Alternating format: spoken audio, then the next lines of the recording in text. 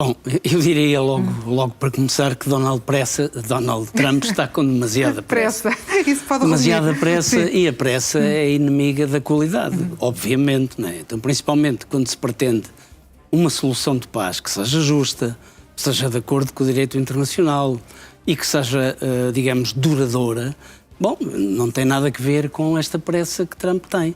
E é uma pressa que tem que ver apenas e única e exclusivamente com ele próprio. Não tem que ver com os Estados Unidos, não tem que ver com a Europa. Com os objetivos que ele definiu. Claro, não tem que ver com a própria Ucrânia. Tem que ver fundamentalmente com ele. Isto quem o diz é John Bolton, um homem que o conhece muito bem. Pois foi durante anos, no primeiro mandato de Trump, foi o seu principal conselheiro de segurança. E ele dá uma entrevista em que diz exatamente isto. Esta pressa que provém do executivo norte-americano da Casa Branca está ancorada fundamentalmente num desejo que Trump tem de ser laureado com o Prémio Nobel da Paz. E nós sabemos que as propostas para o Prémio Nobel da Paz são feitas até janeiro. Portanto, quando o Prémio Nobel depois é atribuído no final do ano. Daí esse prazo que agora colocou e que dá a intenção de mostrar e publicamente falar sobre esse plano de paz até ao Natal. Exatamente. Embora nós saibamos isto fundamentalmente porque Zelensky, numa entrevista que deu ontem, acabou por revelar que, em boa verdade, não há nada escrito no plano de paz norte-americano, nem nos documentos complexos que acompanham esse plano de paz, porque ele não é apenas os 20 pontos, depois é um conjunto de documentos que acompanham cada um desses 20 pontos. Alguns mais complicados, outros menos complicados. Nomeadamente a reconstrução da Ucrânia. A reconstrução da Ucrânia, que digamos, um assunto que merece um desenvolvimento extenso.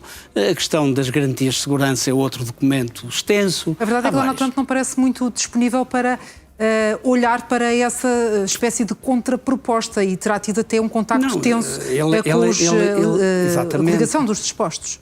Vamos lá ver, não apenas com a coligação dos dispostos, mas também praticamente com os líderes europeus, fundamentalmente com Macron, com Starmer e com Friedrich Merz. Essa coligação também? Também formam. Sim. Tentar pressionar fundamentalmente esses três países da Europa para que exerçam pressão sobre Zelensky, porque sendo Zelensky, na ótica do presidente Trump, o elo mais fraco, a forma mais fácil de chegar à paz não é convencer Vladimir Putin a fazer cedências. É encostar Zelensky à parede. É encostar Zelensky à parede. E como ele não tem sido suficiente para isso, porque os europeus têm apoiado Zelensky contra muitas das ideias vertidas no plano que não fazem sentido nenhum, ele tentou pressionar e ele até diz que teve uma discussão até acalorada com muitos dos líderes europeus no sentido de exercer influência indiretamente sobre Zelensky. Bom, há aqui um certo aproveitamento também da situação mais fragilizada que Zelensky vive também muito internamente. Sim, foi devidamente aproveitado o escândalo da corrupção, como nós sabemos. Foi a questão ligada com a energia que produz, a energia nuclear na Ucrânia. Trata-se de cerca de 100 milhões de euros. Há aqui algumas pessoas próximas do próprio presidente Zelensky envolvidas. E essas suspeitas tiram, de certa forma, Major-General, a legitimidade a Zelensky para contrapor? Não, vamos ver. Só tirariam se Zelensky estivesse diretamente envolvido ou tivesse conhecimento e tivesse dado até, eventualmente, cobertura àqueles que lhe são próximos para estarem envolvidos em digamos, em esquemas menos claros. A corrupção na Ucrânia está a ser tratada por agências próprias e depois está a ser devidamente encaminhada para os órgãos da Justiça para que a Justiça faça o seu trabalho. Muito bem. A corrupção não é exclusiva da Ucrânia. Agora, a verdade é que foi muitíssimo aproveitada e foi impulsionada, foi amplificada, inclusivamente, quer pelo Kremlin, quer por Donald Trump, que aproveita exatamente esta situação para pressionar ainda mais o elo mais fraco. Sendo que nem sequer confirma a participação dos Estados Unidos na reunião de amanhã de Paris. Mas, Jorge General, nós já vamos continuar a abordar esta e outras questões. Estamos de regresso na companhia do Major-General Isidro de Moraes Pereira. Major-General, falávamos aqui do plano de paz, que de certa forma nos remete também, até em termos de estratégia, para o Plano de Segurança Nacional dos Estados Unidos, que continua a motivar muitas reações. Vamos pegar na reação de Ursula von der Leyen, que já vemos aqui na imagem, ela que considerou que Donald Trump não deveria envolver-se na democracia europeia. Não se devia envolver de forma alguma. Até a própria União Europeia não se digamos, imiscui nos assuntos dos países.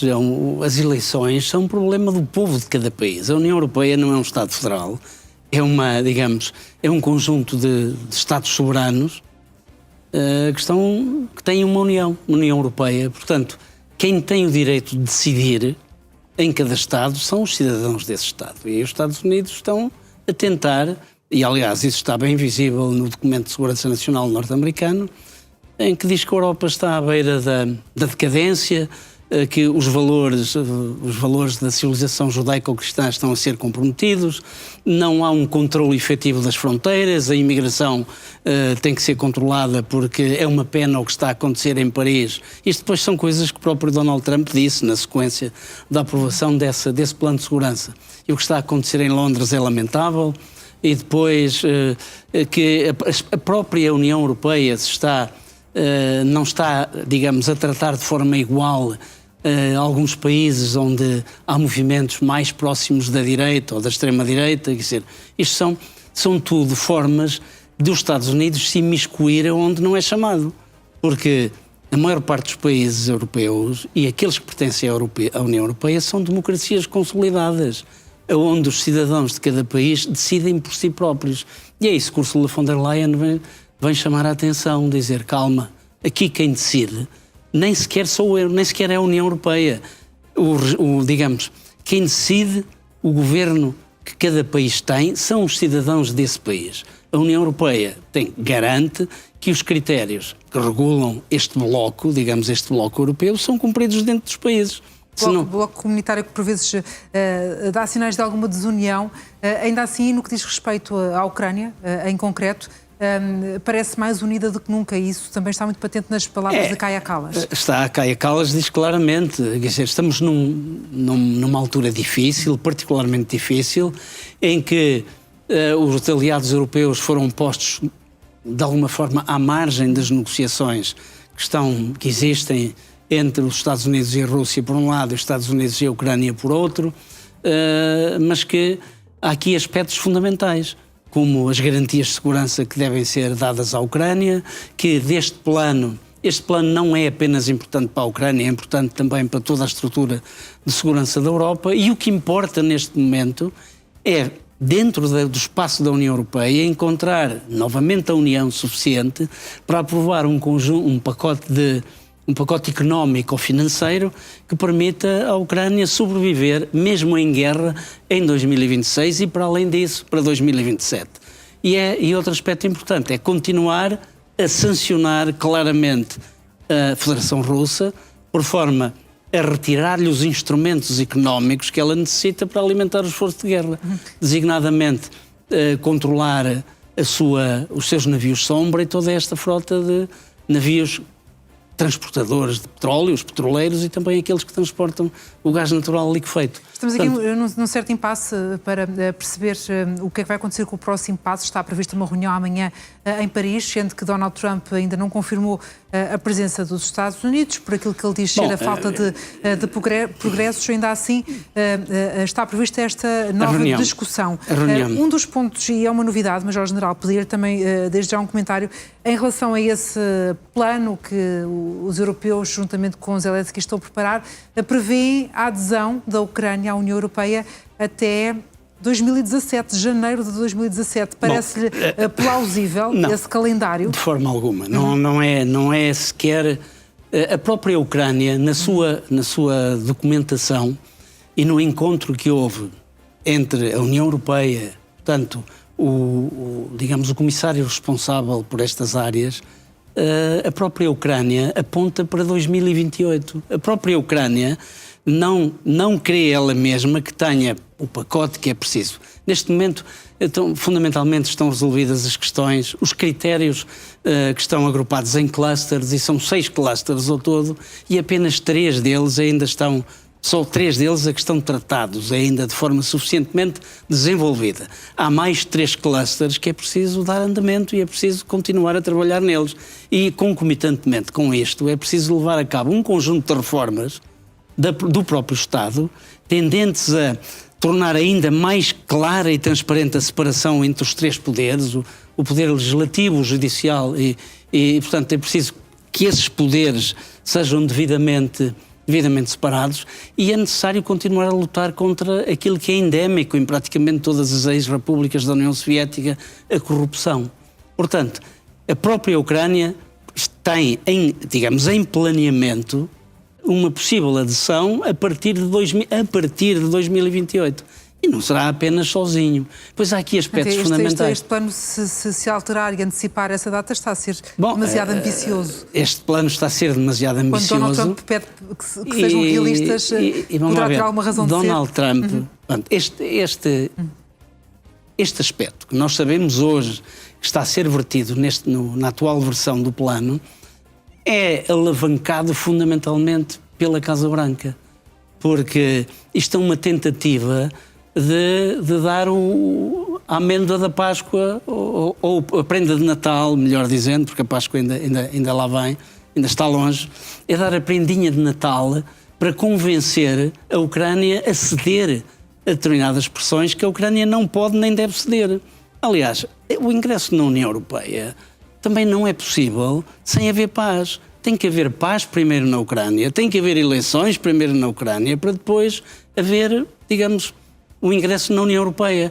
Aliás, os Estados Unidos até se comprometem com algo que eu dificilmente, porque vamos lá ver, Donald Trump hoje é o presidente norte-americano. Daqui por algum tempo pode ser outro presidente e pode ter outra ideia completamente diversa da dele. Ele compromete-se a apoiar a adesão da Ucrânia à União Europeia, quando Donald Trump não tem nada a ver com a adesão à União Europeia. Isso é um problema da Ucrânia e da União Europeia. Isto é mais uma forma do Executivo da Casa Branca se imiscuir onde não é chamado. Portanto, esta é uma questão. E diz mais, os Estados Unidos comprometem-se a convencer os renitentes. Quem é que são os renitentes? É fundamentalmente a Hungria e a Eslováquia. Mas, de momento, e se a Ucrânia não cumprir minimamente com os critérios de adesão, não haverá só esses 2 renitentes, vai haver muitos mais. Porque ninguém quer receber um país na União Europeia que não cumpra minimamente com os critérios de adesão. Isto aqui não há exceções para ninguém. Claro, sim. O que também ninguém quer. Porque, vamos lá ver, deixe-me só dizer isto. Aquilo que eu estou a dizer invalida que a União Europeia e os europeus continuem a apoiar a Ucrânia? Não. Os europeus continuarão a apoiar a Ucrânia como têm prometido. Aliás, quem tem pago o esforço de guerra, quem tem pago as armas e munições, têm sido os europeus, os Estados Unidos, desde início de março passado, que não despendem um único cêntimo de dólar em apoio militar à Ucrânia.